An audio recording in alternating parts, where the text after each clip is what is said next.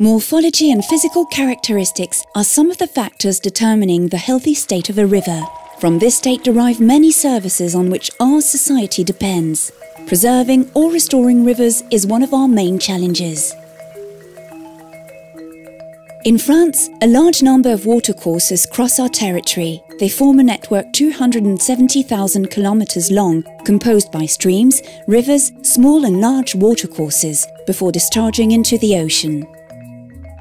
The shape of a watercourse can be very diverse, more or less sinuous, branching in several arms, or containing island or sand-gravel bars. The climate, type of rock, water flow and its slope help determine these shapes.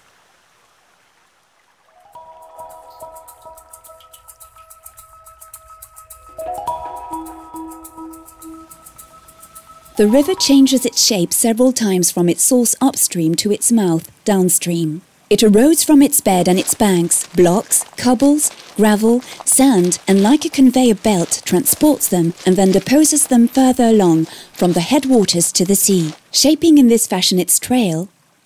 This course will evolve naturally with time. At Bourbon-Lancy, for instance, in 60 years, the Loire River has modified its course over several kilometers.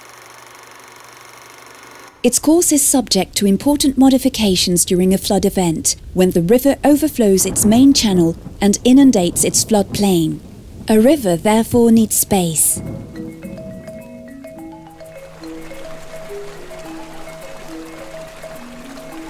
A river in good health is a river which alternates from turbulent flows into more stagnant waters, with diverse depth and length, that carries diverse forms of sediment, offering a good habitat diversity to its inhabitants. A river in good health should also have natural river banks and an absence of obstacles to river continuity, allowing free movement of aquatic species and sediment. Finally, it is a river that can roam naturally in its floodplain, where it can overflow during flood events.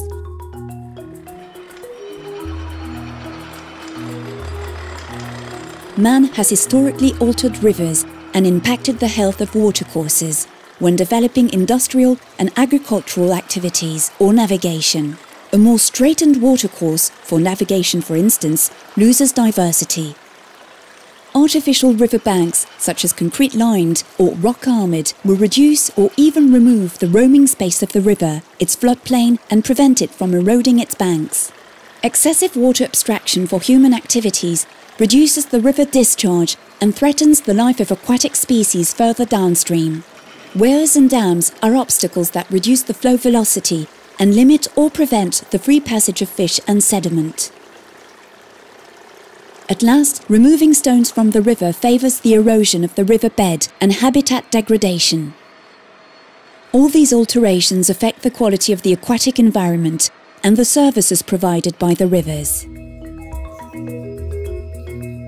A river in good health provides many services. It offers a mosaic of habitats sheltering a great variety of species and favours biodiversity. Such a river supports many uses: abstraction for drinking water, irrigation or industrial production, amenities like swimming, fishing and boating, or improvements in the landscape for our living environment. Preserving or restoring rivers allows to support economic activities and to maintain amenities. It allows to mitigate flooding by giving back to the river its roaming space. It improves the water quality of the river and therefore allows to reduce treatment costs for drinking water. The physical process and the diversity of the river are its natural wealth. We must preserve and restore watercourses if we want to protect our landscapes, ecosystems and their biodiversity and guarantee the services provided by our rivers.